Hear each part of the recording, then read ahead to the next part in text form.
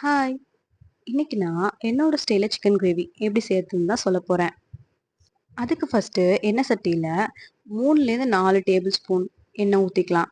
நான் கடலெண்ணெய் யூஸ் பண்ணியிருக்கேன். ஏன்னா, சிக்கன் கிரேவி கடலெண்ணெயில செஞ்சா ரொம்ப நல்லாருக்கும். ஃபர்ஸ்ட் டைம் சாப்பிடும்போது பிடிக்காது. பட் போக போக அதுக்கப்புறம் பிடிச்சிரும்.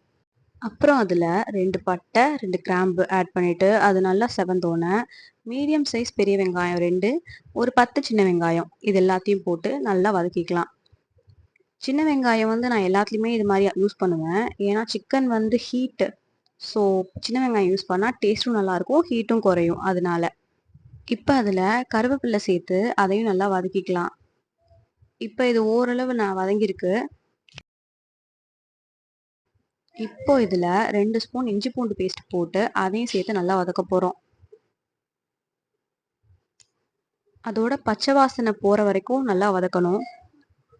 நான் எப்பவுமே சிக்கன் கிரேவில வந்து புதினா யூஸ் பண்ணுவேன். ஏன்னா அதோட ஃப்ளேவர் ரொம்ப நல்லாருக்கும். ஸோ கொஞ்சமா புதினா ஆட் பண்ணிக்கிறேன். இப்ப இது எல்லாத்தையும் சேர்த்து நல்லா வதக்கிக்கலாம்.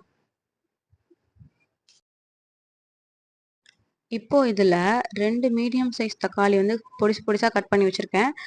அத இத சேர்த்துக்கலாம்.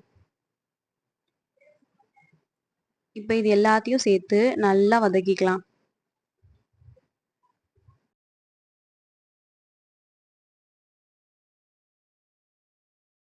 இப்போ இது நல்லா வதங்கிருச்சு. இப்போ இதுல வாஷ் பண்ணி வச்சிருக்க சிக்கன ஆட் பண்ண போறேன். நான் இன்னைக்கு 1/2 கிலோ சிக்கன் எடுத்திருக்கேன்.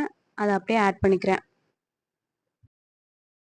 இப்ப அந்த வெங்காயம், தக்காளியோட அந்த சிக்கனையும் சேர்த்து நல்லா பெரட்டி விட்டுட்டு தேவையான மசாலாலாம் ஆட் பண்ண போறோம்.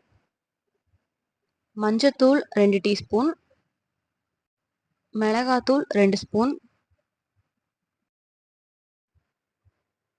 அப்புறம் மல்லித்தூள் 1 டேபிள் ஸ்பூன், அப்புறம் சிக்கன் மசாலா 1 ஸ்பூன், கடைசியா உப்பு.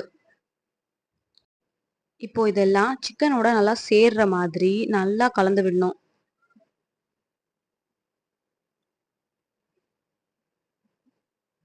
இப்ப தண்ணி ஊத்த தேவையில்ல. நம்ம தேங்காய் அரைச்சு ஊத்தும்போது அப்ப ஊத்திக்கலாம். அந்த தண்ணியே போதுமா இருக்கும். இப்ப அந்த சிக்கன் கூட அந்த மசாலாலாம் சேர்ற மாதிரி நல்லா கலந்து விட்டாச்சு. ஒரு 2 to 3 மினிட்ஸ் வரைக்கும் அது அப்படியே இருக்கட்டும். இப்ப அதுல நம்ம அரைச்சு வச்சிருக்க தேங்காய் பேஸ்ட்ட ஆட் பண்ணிக்கலாம். அதுல என்னென்னலாம் சேர்த்துருக்கேன்னா, தேங்காய், 1 டீஸ்பூன் மிளகு, 1 டீஸ்பூன் ஜீரகம், 1 டீஸ்பூன் சோம்பு. இத இதுல ஆட் பண்ணிட்டு, கொஞ்சம் தண்ணியும் ஊத்திட்டு, இப்ப இத நல்லா கொதிக்க விடலாம். நம்ம சேனல் சப்ஸ்கிரைப் பண்ணாம பார்த்துட்டு இருந்தீங்கன்னா, மறக்காம சப்ஸ்கிரைப் பண்ணிக்கோங்க. இப்ப இது நல்லா கொதிச்சு வந்துட்டு இருக்கு. உப்பு, காரம் இதெல்லாம் சரியா இருக்கான்னு இந்த ஸ்டேஜ்ல கூட செக் பண்ணிக்கலாம். பத்தலனா இப்பவே கூட போட்டுக்கலாம். இந்த மாரி கிரேவிக்கெல்லாம் போடுறதுக்குன்னே எங்க வீட்ல ஒரு மசாலா பவுடர் அரைச்சு வச்சிருக்கோம். இப்ப அதுலேருந்து ஒரு 2 ஸ்பூன் போட்டுக்கிறேன். இது சிக்கன் மசாலா மாரி தான். ஆனா சிக்கன், மட்டன், பிரியாணி எல்லாத்துக்குமே ஆட் பண்ணலாம். இப்போ எல்லாம் சேர்ந்து நல்லா கொதிச்சு வரட்டும். இப்போ நான் கொத்தமல்லி கொஞ்சோண்டு ஆட் பண்ண போறேன். எல்லாருமே கொத்தமல்லிய வந்து லாஸ்ட்டா தான் போடுவாங்க, முடிச்சுட்டு. பட் நான் முடிக்கிறதுக்கும் கொஞ்சம் முன்னாடி போடுவேன். ஏன்னா, அப்பதான் வந்து நல்லா அதோட எசன்ஸ் வந்து இறங்கி நல்லாருக்கும். இன்னும் ஃப்ளேவர்ஃபுல்லா இருக்குன்றதுக்காக. இப்போ இத அப்படியே ஒரு மூடி போட்டு ஒரு 5லேருந்து ஒரு 10 நிமிஷம் வரைக்கும் கொதிக்க விடலாம்.